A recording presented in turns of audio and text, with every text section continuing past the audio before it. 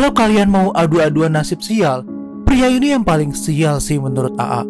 Bayangin aja nih, lagi asik-asik mau nikah, malah dapet jackpot dari pihak berwajib. Udah malah disaksin sama keluarga besarnya lagi. Sebelum masuk lebih jauh ke kronologinya, jangan lupa like, share, subscribe, komen, dan nyalain tombol lonceng notifikasinya. Biar kalau ada video baru, kalian gak akan ketinggalan. Gak pakai lama, langsung aja kita gaskan ke case-nya. Di video kali ini, AA bakalan bawain 2 kasus menarik buat temenin weekend kalian nih lor. Buat kasus yang pertama, AA mau perkenalin sama kalian dengan polwan cantik bernama Poppy Puspasari. Dia merupakan wanita kelahiran Indramayu. Parasnya cukup cantik bukan? Dari kecil Poppy Puspasari ini dididik untuk menjadi wanita tangguh dan penuh tanggung jawab. Makanya gak heran dia bisa sesukses ini sekarang di karir kepolisiannya yang luar biasa.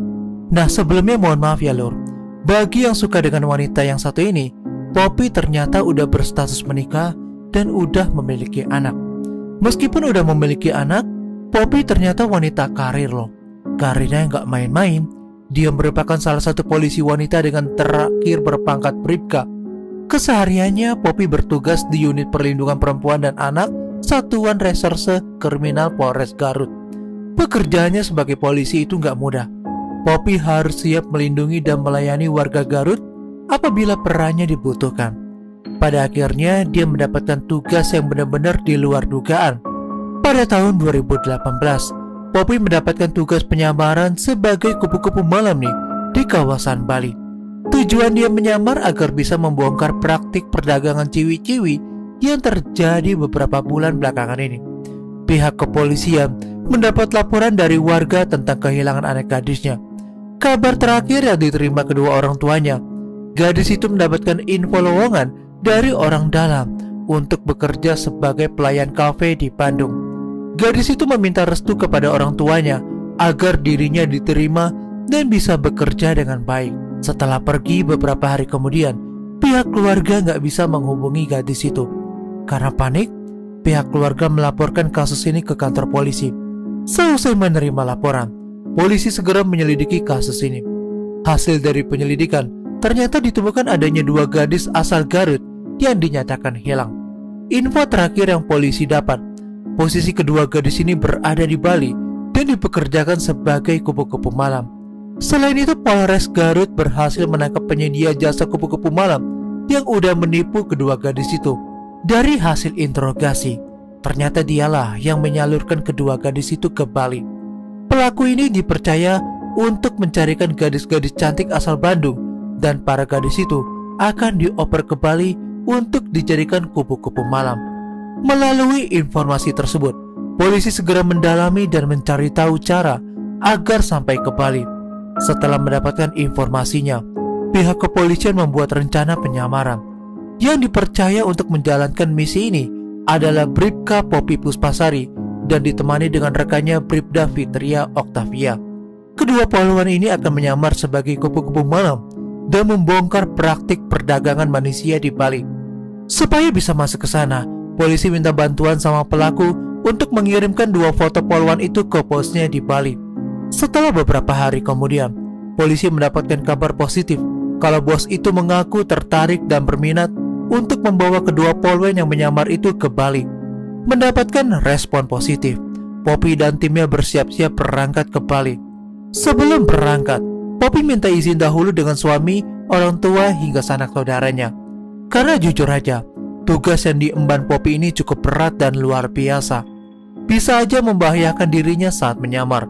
Tapi ia percaya dan minta doa dengan pihak keluarga agar tugasnya ini bisa berjalan dengan baik. Jadi saat penyamaran di Bali, Poppy hanya berbekal doa dan kemampuan bela diri Polri aja. Dia nggak boleh membawa senjata apapun. Setelah merasa siap, Poppy dan rekannya Fitria berangkat ke Bali dengan menggunakan pesawat yang beda dengan para tim kepolisian. Tujuannya ya biar gak dicurigai aja saat sampai di Bali. Selama perjalanan, rasa takut menghantui pikiran Poppy. Namun begitu sampai di Bandara I Gusti Ngurah Rai, semua rasa takut Poppy perlahan menghilang. Karena dia udah bertekad untuk memberikan pelayanan kepada masyarakat, dan itu adalah tanggung jawabnya sebagai polisi. Setelah pesawat mendarat, Poppy dan timnya bergegas meluncur ke wilayah Sanur. Sesampainya di sana, mereka langsung bergerak ke salah satu villa yang cukup mewah dan cukup terfavorit di Bali. Awalnya Poppy sempat bingung nih, karena tempatnya dibuat semewah itu dan gak boleh sembarangan orang bisa masuk. Banyak sekali penjaga yang lalu lalang melintasi sekitar villa. Saat memasuki lorong villa, tanpa pikir panjang, Poppy dan Fitria segera mencari kedua gadis asal Garut. Ketika melintasi kaca akuarium, mereka menemukan kedua gadis itu di dalam bersama dengan para wanita cantik lainnya. Seketika Poppy berpikir mungkin para wanita di sini juga menjadi korban perdagangan manusia juga. Saat memperhatikan para korban, Poppy didatangi oleh seorang laki-laki. Ternyata dia adalah bos pemilik bisnis ini. Dia datang bersama dengan orang kepercayaannya. Sementara itu di area villa, terlihat ada sejumlah laki-laki hidung belang menunggu di situ. Mereka tampak gak sabar untuk masuk ke dalam dan menyewa kupu-kupu malam di villa itu. Bosnya segera berkenalan dengan Poppy dan Fitria. Setelah itu, ia minta Poppy dan Fitria untuk mengganti pakaian dan masuk ke dalam ruang akuarium. Poppy dan Fitria nurut-nurut aja dan merasa was-was takut ketahuan identitas asli mereka. Kemudian bosnya langsung mengajak ngobrol para tamu yang datang dan menawarkannya katalog yang berisikan foto-foto gadis kupu-kupu malam. Di dalam katalog itu juga terdapat foto Poppy dan Fitria. Di sisi lain, Poppy dan Fitria mulai panik dan khawatir karena cepat atau lambat identitasnya bakal ketahuan. Mereka gak menyia-nyiakan waktu tersebut untuk menghubungi tim Polres Garut yang udah siaga di sekitaran villa. Setelah mendapatkan informasi dari Poppy, tim berkoordinasi dengan Polsek dan Polres di kawasan Sanur. Beberapa jam kemudian, tim langsung bergerak dan melakukan penyergapan di villa. Dalam penyergapannya, ada beberapa pelaku yang terlibat dalam perdagangan itu yang berhasil ditangkap. Mereka semuanya berjumlah 8 orang. Sedangkan para kupu-kupu malam yang menjadi korban segera diamankan. Kira-kira korban berjumlah 10 gadis yang rata-rata masih bocil. Berkat keberanian Poppy, akhirnya kasus yang terjadi di Garut bisa terbongkar. Tentu aja kisah heroik Poppy dan temannya Fitria menjadi pembicaraan di sejumlah media lokal. Pastinya selain mereka itu cantik, tapi keberaniannya boleh kita acungi jempol.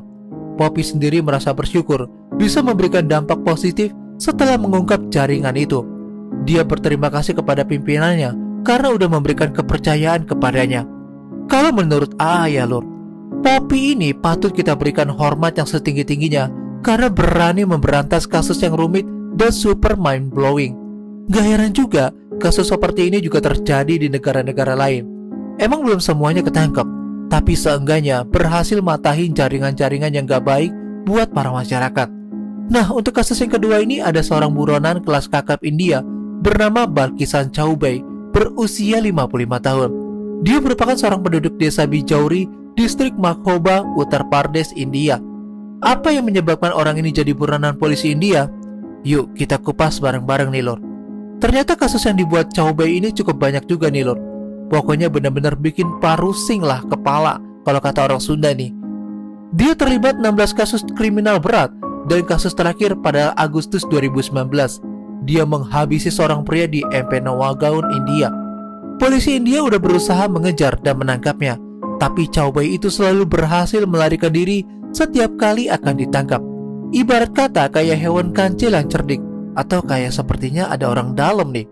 Demi bisa menangkap buronan ini, pihak polisi India mengadakan sayembara bagi yang berhasil menangkap Chaubey, maka akan mendapatkan hadiah sebesar 10.000 rupiah India, atau saya kalau dirupiahin sekitar 1,8 juta rupiah.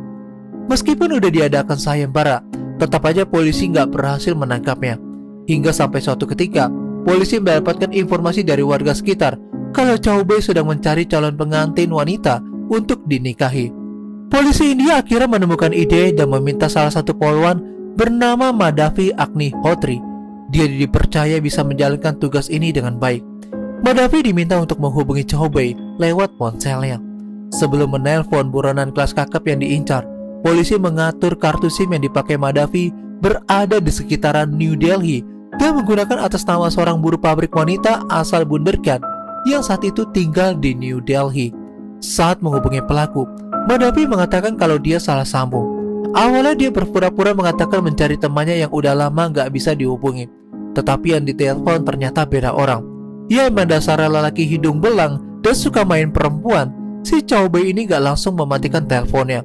Dia menggali beberapa informasi seperti menanyakan nama, asal, lokasi sekarang yang dia tinggali. Setelah tutup telepon, Chow Bei mengecek kebenaran informasi nomor tersebut melalui teman-teman kepercayaannya. Takutnya ya dia ditipu. Setelah dipastikan informasi yang benar, Chow Bei lalu menelpon balik. Singkatnya, Chow Bei merasa ada kecocokan dengan Madavi dan akhirnya mereka asik berbincang-bincang.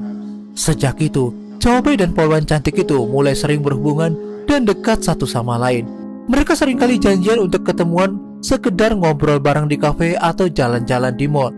Antar kedua belah pihak keluarga udah saling dipertemukan dan ternyata cocok. Hari berganti hari, bulan berganti bulan. Gak terasa Chow Bei mulai jatuh cinta dengan Madavi. Dia mulai mengungkapkan isi hatinya dan mengaku sedang mencari pasangan hidup. Demi menjalankan rencananya secara matang, Madavi berpura-pura sok jual mahal, mau mempertimbangkan hubungannya dengan Chow Bei supaya nggak ketahuan dan terkesan natural. Semua misi ini dijalankan supaya proses penangkapan Chow Bei berjalan lancar. Dan karena nggak mau berlama-lama, Madavi pun memutuskan untuk menjalin hubungan serius dengan buronannya. Seminggu kemudian, Madavi melamar Chow Bei. Awalnya Chow Bei ragu, meskipun di dalam hatinya juga sebenarnya ya mau juga. Karena Madavi terus meyakinkan ke Chow Bei, akhirnya dia mau juga dan jatuh ke perangkap. Nah lo, mereka pun segera menentukan tanggal nikah pada tanggal 28 November 2019. Singkat cerita, tibalah waktu pernikahannya di hari H. Mereka menikah di kuil desa Bijauri, India dan mengikuti serangkaian upacara pernikahan. Banyak acara adat dan pesta pernikahan yang lumayan rumit mereka hadapi dan jalani bersama-sama. Kebahagiaan dan senyum riang terpancar dari wajah Chow Bei. Tapi sayangnya, semua kebahagiaan itu hanyalah semu belaka. Tim kepolisian udah menyusun rencana untuk menangkap buronannya. Waktu itu Chow Bei udah duduk di pelaminan dan menunggu kedatangan calon pengantinnya. Namun setelah menunggu pengantin wanitanya datang, Chow Bei malah bertemu dengan Madavi beserta tim dari kepolisian India. Kena deh. Mereka udah mengepung kuil tersebut. Chow Bei segera dibawa ke kantor polisi untuk diinterogasi buat diminta pertanggungjawabannya atas kelakuan yang ia buat. Oh ya Lur, AA lupa ngasih tahu informasi nih.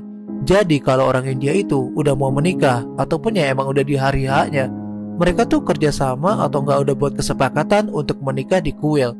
Jadi jarang banget tuh kalau kayak ada di resepsi, biasanya mereka di sana ya. Dan pada tanggal 29 November 2019, Chow Bei menjalani pengadilan di India dan dia harus menjalani masa tahanan di India selama beberapa tahun. Ya begitulah sepak terjang dari kedua pelaku yang cukup membagongkan ini sih Lur. Dengan adanya kasus ini, kita bisa lebih hati-hati lagi menjaga sanak, keluarga atau kerabat supaya nggak jadi korban dari kejahatan mereka. Dan kalau kalian punya kasus-kasus yang menarik dan belum pernah dibahas sama YouTuber lain, coba deh komentar aja langsung di bawah atau DM aja langsung ke Instagram @jurnaa ya Lur. I'm Jurnaa and still next time, stay safe ya Lur.